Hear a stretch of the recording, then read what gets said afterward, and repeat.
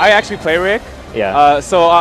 Yeah, I don't know what to get. Well, I guess like, I almost want to say Tsubaki, but not. No. It's like a 3D fighter. Yeah. Right? Because anyways, all his specials are like sequences of buttons, but you can mix them up also together, so it makes really interesting things. Frame traps, and some of them are safe, unsafe, you know. So you can do some interesting things. So we're watching the same matchup, I guess. I'm not sure if the players are the same, but it is again Urikihime. This overhead is so scary. We might see the change up. Oh, there he goes for the low. And then look at the damage. Oh, he dropped it.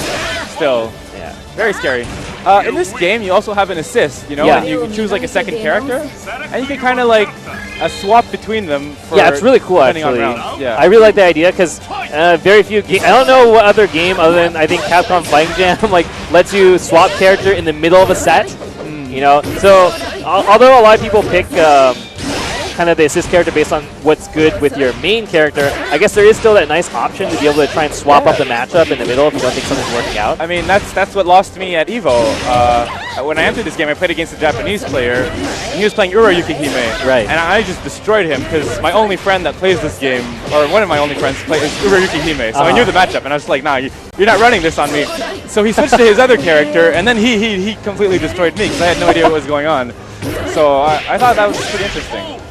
And this is also another thing. I really like the fact that you have like options between rounds, because it just slows the pace a bit, and it lets you like take a breather between like round, lets you like calm down. Like if you got like rushed down, you don't have to jump right back into it, you know? Yeah, this game has a very unique mix of kind of high damage, very volatile, but at the same time kind of slow in terms of movement. So the exchanges are very high risk a lot of the time. Like you're constantly kind of being put in really dangerous situations, but you know the pace of which itself is not actually that fast. Yeah. Like walk is slow, and you know it's very traditional 2D fighter actually. You can't block in the air. Yep. Yeah, no special real movement options other than like one character with the air dash. You know, and dashing is not that amazing either compared to other fighting games. Like you kind of don't cover that much distance. So yeah, it's actually kind of an interesting mixture of very cerebral play with kind of explosive damage and lots of options. Actually, this game has so many options. I think the guy who designed the game once said on comment, I'm not 100% sure about this, but that he would want to do something that had like a Street Fighter 2 vibe to it, where everything is like crazy and there's lots of like ridiculously strong options, but like at the same time, like, you know, it's fast paced and like, and it's like a fundamental like 2D like movement, right? Where you have to like, you know, move around and jump and can't block in the air, you know. Yeah.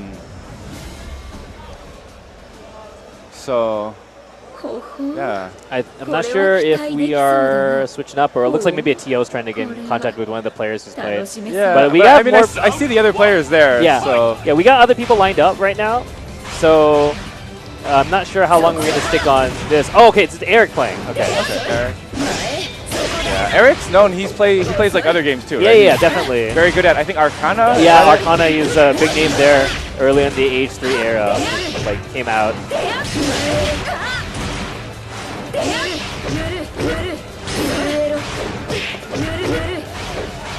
So yeah, so with the assist, as we were talking about, you also can use that assist, you know, during the match, of course. Yeah, there it is. It's that gauge at the bottom, like that, yeah. And the assist gives you like a few interesting tools.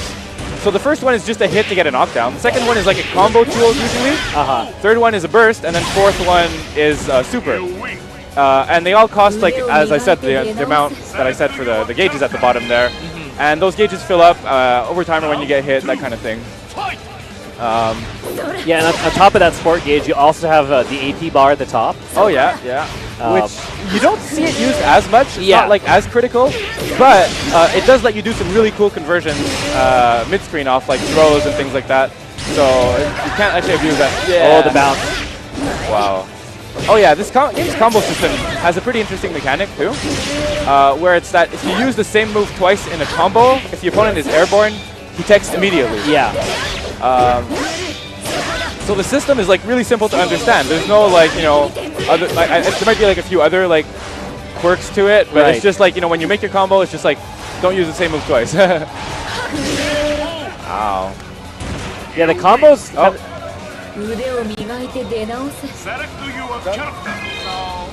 3 more matches after this, just about 3 tournament or anything. Exhibitions in there. Okay, so next up we got Lark versus Giuseppe. Wow. Which will be pretty exciting. Okay, I don't know who they play. I think Lark plays Rage and I don't remember his second character. And, Dylan. He plays Dylan? Okay. Yeah, I hope he picks Dylan. Dylan's a pretty cool character. I would like to actually see Flowirez try out the Dylan.